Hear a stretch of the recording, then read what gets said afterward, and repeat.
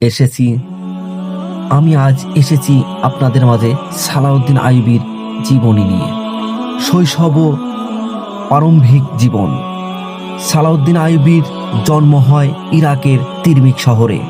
তার পরিবার ছিল কুর্দি বংশোদ্ভূত এবং ধার্মিক মুসলিম।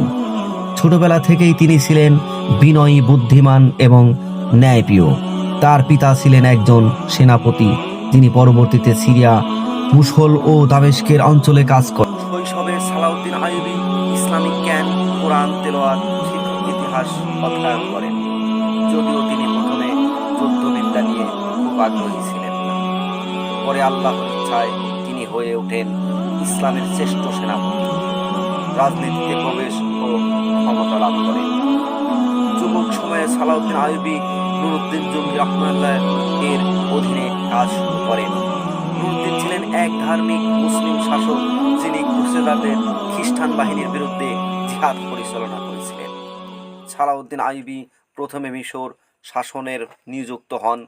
1169 সালে নুরউদ্দিন জঙ্গির আদেশে তিনি মিশর ফাতেমি শিয়া খিলাফত অবসান ঘটিয়ে আহলে সুন্নাহ শাসন পুনরুদ্ধার প্রতিষ্ঠা করেন। অল্প সময়ের মধ্যে সালাউদ্দিন মিশর সেনাপতি ও পরবর্তীতে শাসক হয়ে ওঠেন। ইসলামিক ঐক্য প্রতিষ্ঠা।